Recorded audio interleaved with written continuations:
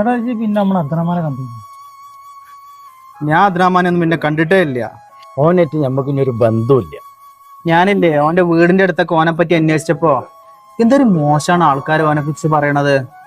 അത് ഇജ്ജ് പറഞ്ഞത് ശരി തന്നെയാണ്. അപ്പൊ നമ്മളെ കൂടെ ഉണ്ടായപ്പോ അവന്റെ സ്വഭാവം നമുക്ക് മനസ്സിലാക്കാൻ പറ്റില്ല. എന്തായാലും വേണ്ടി പരമാവധി പാര വെച്ചുകൊണ്ട് അവന്റെ കച്ചവടം നമുക്ക് പൂട്ടിക്കും. ആ പറഞ്ഞത് ശരിയാ. പരമാവധി എങ്ങനെ ഓനെ നമുക്ക് തകർക്കാൻ പറ്റുക ആ ഒരു രീതിയിൽ ഇനി നമ്മൾ കളിക്കണം.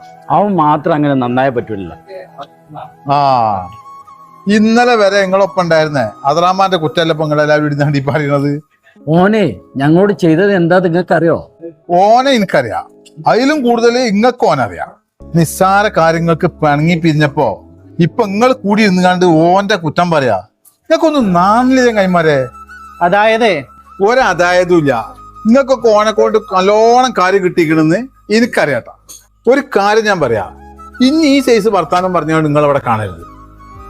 ഒരാളെ അയാളുടെ കണ്ണുകൊണ്ടൊന്ന് കാണാൻ ശ്രമിച്ചാൽ തീരുന്ന പ്രശ്നങ്ങളൊക്കെ ഉള്ളൂ നമുക്ക്. ഒരു മനോഹരമായ വാക്യമാണല്ലേ. ഒരാളെ അയാളുടെ കണ്ണുകൊണ്ടൊന്ന് കാണാൻ ശ്രമിച്ചാൽ, അയാളുടെ മനസ്സ് ഒന്ന് അറിയാൻ ശ്രമിച്ചാൽ, മുന്നിലുള്ള മനുഷ്യനെ ഒന്ന് അറിയാൻ ശ്രമിച്ചാൽ തീരുന്ന വഴക്കുകളൊക്കെ ഉള്ളു മോനെ.